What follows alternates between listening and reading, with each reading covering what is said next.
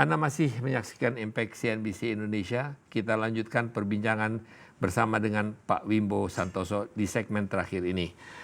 Pak Wimbo, jadi tadi saya sengaja mengangkat Bukopin. Banyak orang yang mengatakan kalau namanya Bukopin ada koperasi itu ada keterlibatan daripada negara. Sama sekali bukan ya? Bukan, karena controlling shareholder-nya bukan negara. Ya. Bank-bank pemerintah, BTN, oke? Oke. Dan yang bermasalah sebetulnya adalah bank-bank swasta. Ada beberapa, has been many years, dia perlu penanganan secara khusus lah. Bapak seorang diplomat, penanganan secara khusus. Ya, penanganan secara khusus, ya, perhatian secara khusus. Ya. Dan selama ini mungkin pengawasannya bagaimana? Kenapa sampai terjadi adanya Bank Mayapada? Orang semua tahu ada kejadian Bukopin, ada juga kita lihat Jiwasraya meskipun institusi keuangan. Kita lihat juga Kresna Securities yang juga merupakan bagian daripada pengawasan. Ada Sari Pacific Insurance dan ada lagi sebuah institusi yang namanya Indosuria yang sebetulnya adalah koperasi, tidak bagian daripada pengawasan daripada OJK, tapi acap kali mengatakan kami di bawah pengawasan OJK. Bagaimana Bapak dapat menerangkan hal itu? Pertama Pak, bahwa permasalahan itu ya timbul banyak faktor. Karena betul-betul genuine karena faktor bisnis. Ya. Dan faktor bisnis itu kadang-kadang disebabkan karena careless, ya, manajemen, manipulasi dalam handling bisnis. Mungkin terlalu concentration dalam satu debtors, itu juga bisa bermasalah. Bisa karena careless tentang kaitannya dengan tidak menjalankan prosedur yang betul, ya, sehingga boleh dikatakan sedikit mungkin terlalu tidak menjalankan governance yang betul. Ya, itu bagian bisa dari jadi pengawasan. Nah itu semua ya kita lakukan ya dan kita expose ya dan supaya manajemen dan pemilik mengambil corrective action.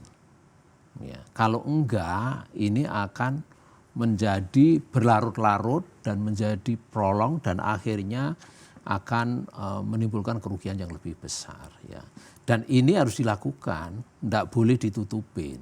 Jadi KPI seorang pengawas bukan dari numbers yang diekspos ya dan bermasalah. Ya. Jumlah itu enggak. Ya. Selama kita menjalankan tugas dengan baik dan melakukan prompt corrective action dengan baik, ya itulah yang kita lakukan. Ya. Apakah ini terjadi tiba-tiba atau sudah ada proses, di mana ada proses pengawasan juga? Nah ini kan ada yang sudah lama terjadi, ya, dan juga kita meminta melakukan perbaikan, ya, pada saat yang di mana dilakukan pada saat ini. Ya. Jadi itu yang kita lakukan. Ya, sehingga bagaimana reaksi Pak Wimbo sebagai ketua OJK kalau melihat kemarin kita melihat di TV ada nasabah-nasabah yang datang melapor kepada DPR dan mengatakan simpanan saya 1 miliar, 5 miliar, 10 miliar, bahkan ada sampai 170 miliar. Dan di sini dikatakan banyak terjadi ponzi scheme dan orang-orang itu masih bebas berkeliaran. Bagaimana reaksi seorang ketua OJK melihat hal-hal ini seperti itu? Semua permasalahan yang ada sudah kita proses sebagaimana perundang-undangan yang berlaku. Ya. Which is kalau itu melanggar ketentuan dan juga melanggar tindakan pidana, pasti sudah kita laporkan dan kita proses sebagaimana yang berlaku. Ada pidananya atau hanya perdata semua? Ada pidananya. Ya, kalau dia melakukan fraud, ya pasti itu ada, kalau di perbankan ada TP Bank. Kalau dia melakukan kebohongan, ya manipulasi, ya itu bisa kita laporkan juga, ya dan kita mempunyai unit yang khusus untuk itu. Ya, dan ini semua silahkan, ya nasabah juga kalau merasa dibohongin bisa melaporkan baik kepada kita atau kepada, dan ini prosesnya harus kita handle ya secara hukum yang proper. Kenapa mereka sampai ke DPR ya, sampai nangis, sampai didengar oleh DPR? Apa? Karena mereka merasakan tidak diberikan perhatian khusus. Apa tidak juga? Atau politik ini? Ya semuanya bisa dia lakukan, dan ini bukan yang pertama orang datang ke DPR untuk minta penjelasan dan perlindungan karena merasa dia wakil rakyat. Karena merasa tidak dapat perhatian dari OJK? Individu itu? Semua kita respon dengan baik ya untuk mendapatkan informasi dan pelayanan dari OJK.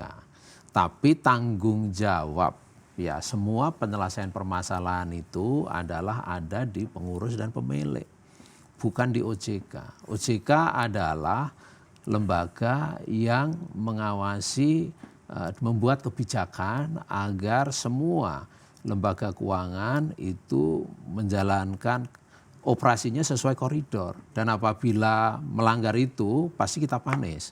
Tapi dalam hal yang bertanggung jawab mengembalikan uang-uang nasabah itu which is adalah pengurus dan pemilik, bukan OJK. LPS? Nah, kecuali kalau itu bank, itu ada lembaga penjamin simpanan, ya ada rule-nya. Ada rule-nya. Jadi ada rule-nya. Rule itu kaku?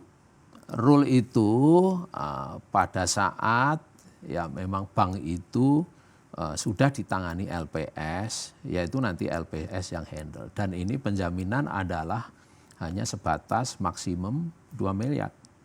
Lebih dari 2 miliar kalau di perbankan itu tidak dijamin oleh LPS. Undang-undang? Undang-undang itu. Karena saya mendengar atau data-data yang ada atau data-data yang beredar adalah bahwa uang yang tersimpan di LPS sekarang sudah mencapai lebih dari 100 triliun. Betul. Tapi kita melihat ada bank-bank yang mengalami masalah. Apakah uang itu tidak bisa dipakai untuk membantu bank-bank tersebut untuk menyelesaikan masalah yang ada? Memang ini adalah menjamin nasabah, bukan menjamin bank. Betul. Tapi undang-undang ini jadi agak dibuat sedemikian rupa tidak bisa dipakai untuk menjamin bank. Dan saya dengar bahwa ini akan ada perubahan. Apa betul? LPS ya dalam menggunakan uangnya untuk menjamin nasabah itu ada koridornya dalam undang-undang, di mana itu bank itu harus dalam proses penyelamatan yang dilakukan LPS, dan itu ada prosedurnya dalam undang-undang. Uang yang ada di LPS datangnya dari mana? Dari iuran nasabah. Iuran nasabah atau dari perbankan? Iuran perbankan, sorry. Nasabah, iuran jadi, perbankan. Ya. Jadi kalau iuran perbankan, kalau bank itu mempunyai masalah tidak bisa ditolong oleh LPS? Bisa ditolong, tampun ada prosedurnya. Pak Wimbo, satu pertanyaan yang mungkin agak sensitif pada saat ini, di mana kita melihat bahwa ada pemikiran bahwa pengawasan perbankan akan dikembalikan kepada Bank Indonesia. Betul? Saya membaca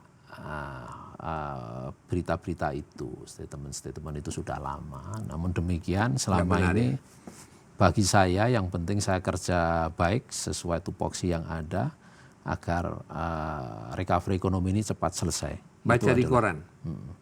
Baca di berbagai media. Tidak langsung mengecek dengan otoritas atau mereka yang mengatakan bahwa ini akan dijadikan kembalikan kepada belum BI. ada pembicaraan formal mengenai itu. Hanya isu? Hanya dari media.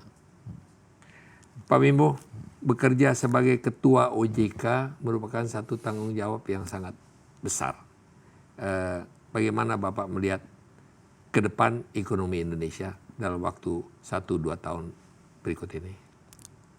Ekonomi Indonesia potensinya besar untuk bisa berkembang dengan lebih baik lagi. Karena kita mempunyai penduduk yang banyak, kita mempunyai resources yang luar biasa, dan teknologi merupakan modal yang bagus untuk Indonesia untuk bisa cepat, dan pertumbuhan ekonomi kita akan cepat tumbuh lebih bagus lagi kalau kita mengoptimalkan potensi di daerah. Ya, kita bisa akses ke daerah, ke masyarakat yang selama ini tidak bisa diakses secara teknologi, kita bisa menggunakan teknologi sehingga kita bisa mempekerjakan orang banyak, memproduksi barang-barang banyak, dan bisa untuk mendorong ekspor kita. Luar biasa. Indonesia adalah negara ketiga setelah Cina, India, ya, terus Indonesia yang kita prediksikan akan melejit beberapa tahun ke depan. Sesudah COVID ini selesai, kita akan melihat bahwa Indonesia akan meroket dengan sangat cepat.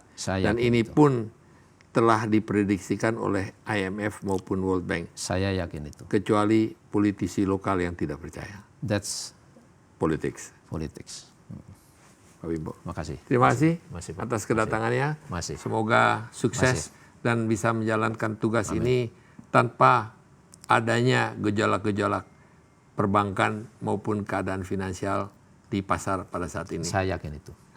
Oke. Pemirsa, 1 jam sudah kita berbincang bersama sosok Wimbo Santoso, seorang ekonomi handal, khususnya di bidang jasa keuangan. Semoga perbincangan kali ini bisa menjadi sumber inspirasi dan dapat memberi manfaat. Tetap saksikan Impact bersama saya Peter Gonta di CNBC Indonesia. Dan juga ingin saya sampaikan bahwa pembicaraan atau wawancara kami dengan Pak Wimbo dapat Anda ikuti di YouTube di CNBC Indonesia dan dapat dilihat secara keseluruhannya. Sampai berjumpa kembali.